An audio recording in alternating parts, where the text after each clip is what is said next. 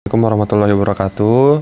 Perkenalkan, saya Muhammad Rizky Ananta Ahmad dengan NPM 2306230035 akan menjelaskan tentang Law of Gear atau hukum dari gigi. Sebenarnya hukum dari gigi itu apa sih?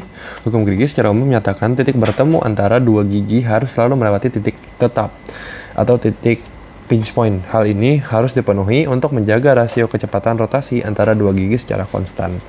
Nah, untuk mempelajari hal tersebut kita perlukan gambar skema dari dua gigi tersebut, yaitu diagram.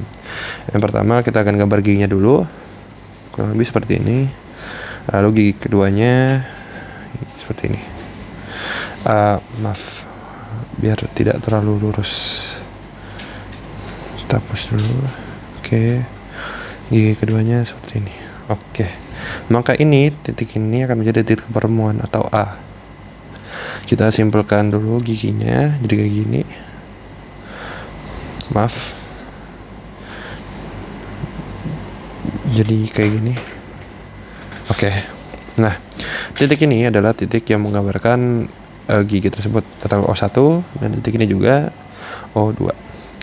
Oke, maka dari situ kita bisa narik garis dari titik gigi tersebut ke titik tengah untuk menunjukkan garis gigi tersebut.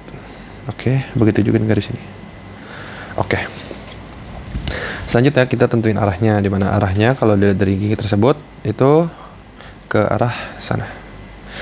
Untuk ini omega 1 dan ini juga ke arah sana. Ini omega 2. Oke, lanjut.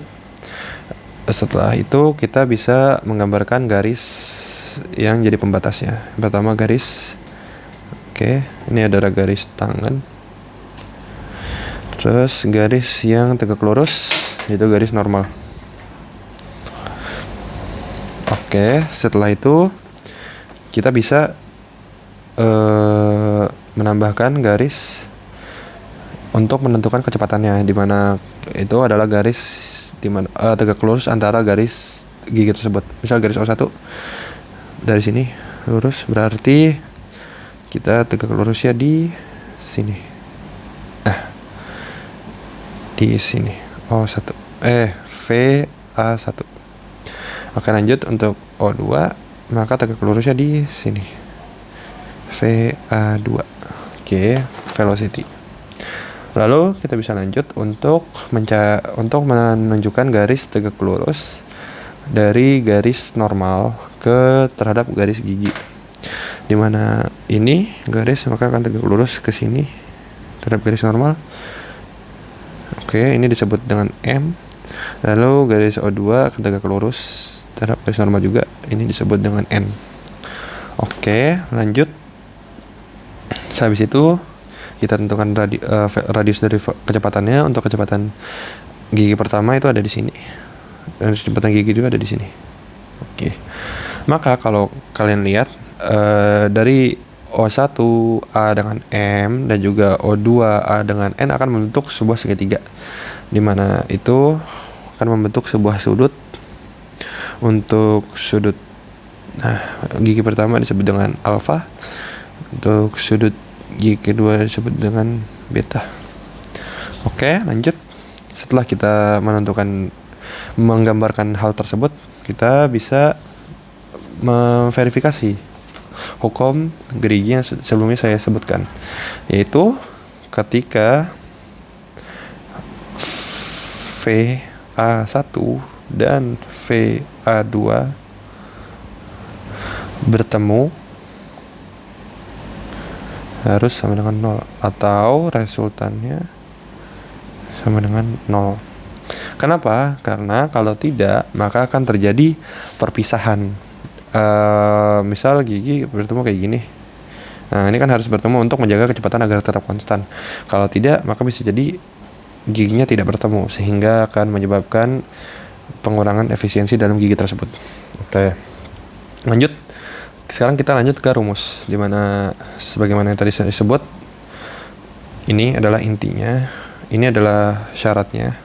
Sudah dapat, maka kita bisa lanjut ke rumus perturunannya, dimana fokusnya pertama O1 di sini dengan A1 atau titik tengah untuk yang pertama dikali omega 1 dikali cos alfa sama dengan O2 A2 dikali omega 2 dikali cos beta. Lanjut. Maka ini biar saya panjangin, O1 A1 omega 1 dikali O1M per O1 A1 sama dengan O2 A2 omega 2 dikali O2N per O2 A2. Oke. Selanjutnya bisa kita coret karena sama. Coret juga yang ini. Maka akan disisakan dengan omega 1 O1M sama dengan omega 2 O2N. Oke. Lalu sekarang kita fokus ke gambaran tadi, dimana saya sebelumnya sudah menyebutkan akan ada pitch point, ya kan? Dimana pitch point tersebut kita bisa tarik garis dari titik O1 atau titik garis gigi 1 dengan titik garis gigi 2 O2. Tarik garis kurang lebih seperti ini. Maka titik yang bersinggungan dengan garis normal, saya ganti warna dulu. Oke. Itu adalah titik P atau pitch point yang menjadi konsiderasi titik pertemuan. Jadi titik pertama yang bertemu antara dua gigi. Oke, maka bisa kita lanjutin dari rumusnya, dimana segitiga O1 dikali MP dan segitiga O2 dikali M dikali NP.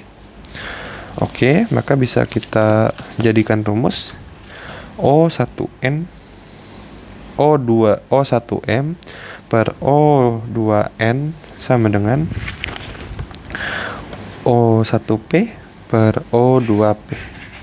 Oke, dimana kalau kita mengambil sisanya tadi masih ada omega, maka jadi omega 1 per omega 2 sama dengan O2N per O1M sama dengan O2P per O1P. Oke, setelah kita dapat rumus ini, maka kita bisa lanjutkan. Bagaimana lanjutkannya? Yaitu dengan memfokuskan dengan omega 1 per omega 2 sama dengan O2P per O1P. Ini kemana? Karena ini adalah bentuknya. Jadi kita fokus ke kecepatan rotasinya dengan titik tengahnya. Oke. Jadi ini konsiderasi intinya. Maka kalau bisa dilihat dari sini, kecepatan omega atau kecepatan rotasi